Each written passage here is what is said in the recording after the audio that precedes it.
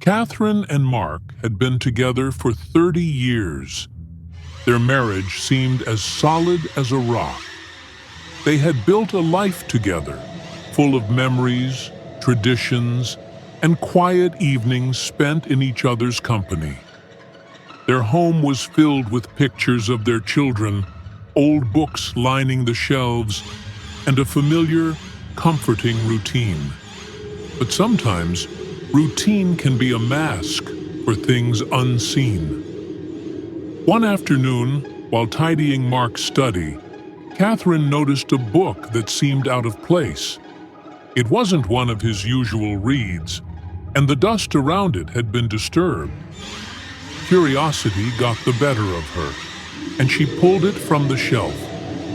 As she flipped through the pages, a small folded note slipped out and landed softly on the floor. She bent down, picked it up, and unfolded it with trembling fingers. The words were simple, but devastating. "Thank you for the wonderful evening. I can't wait to see you again." There was no name, no date, just an intimate promise left behind, hidden between the pages of an old book. Her breath caught in her throat, and for a moment, the walls of their cozy home felt like they were closing in. Katherine read the note again, hoping she had misunderstood. Was it from years ago? A relic of the past? Or was it recent? Questions stormed through her mind, but one thing was certain. Her heart had already begun to break. She couldn't bring herself to ask him right away. At night, she lay awake, remembering where he had been when he worked late. She tried to piece together the past few months, recalling every unexplained absence, every time he had checked his phone and turned away slightly, every moment of hesitation in his voice. Had there been signs she had missed? How long had he been hiding this? The doubt gnawed at her. She thought about their quiet dinners, the way he had seemed distracted, the sudden, almost forced tenderness in his kisses before bed. Maybe he was just getting older. Maybe she was imagining things. But the note in her hand was undeniable proof. It was real. She tried to push away the thoughts, to convince herself she needed more than just one piece of paper to accuse the man she had loved for decades. But suspicion, once planted, grows like a weed. It spread through her mind, tangling with every memory, every moment that now seemed tainted with uncertainty.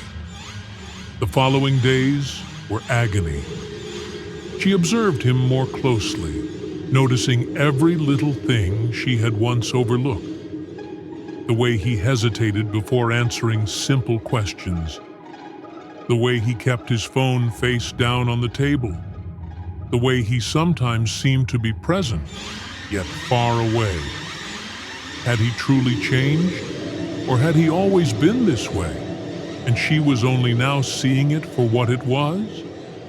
By the end of the week, she could no longer deny it. She needed to know the truth. And so, she decided to find out for herself. The next day, Katherine went to the cafe mentioned in the note. She arrived early, choosing a corner seat where she could observe without being noticed. She felt ridiculous, like a character in one of those movies about suspicious wives. But this wasn't fiction. This was her life unraveling before her eyes. She sipped her coffee, fingers gripping the cup tightly as time dragged on. Then, after what felt like an eternity, Mark walked in. Relief flooded her for a fleeting moment. Maybe this was all a misunderstanding. Maybe he was meeting an old friend, a colleague. But then she saw her. A young woman, no older than 30, followed closely behind him. She was beautiful, effortlessly so, with dark hair cascading over her shoulders. She smiled up at him, and he smiled back in a way Katherine hadn't seen in years. They chose a booth near the window, and within minutes, Mark reached across the table to take the woman's hand. Katherine's breath hitched. Her fingers went numb around the cup. There it was, the confirmation she had dreaded. There was no mistaking the intimacy between them. The way his thumb traced gentle circles on the woman's palm, the way they leaned into each other. It wasn't casual. It wasn't innocent. She wanted to stand up, march over, and demand answers. But she couldn't move. Her body felt frozen, her mind reeling. A part of her still hoped this was a mistake, that he would pull away, look over his shoulder, sense her presence, and feel ashamed. But he didn't. He only had eyes for the woman sitting across from him. Minutes passed, then an hour. Katherine didn't know how long she sat there, staring, absorbing every detail. When Mark leaned in to whisper something against the woman's ear, and she laughed, Katherine finally forced herself to look away. Her heart pounded, her breath shallow. She had seen enough. Standing slowly, she placed some cash on the table and left the cafe without a sound. She didn't need to confront him here. The truth was staring her in the face. It was real. And now, she had to decide what to do next. That evening, she confronted Mark directly. He froze, then let out a heavy sigh and admitted, "I'm lost."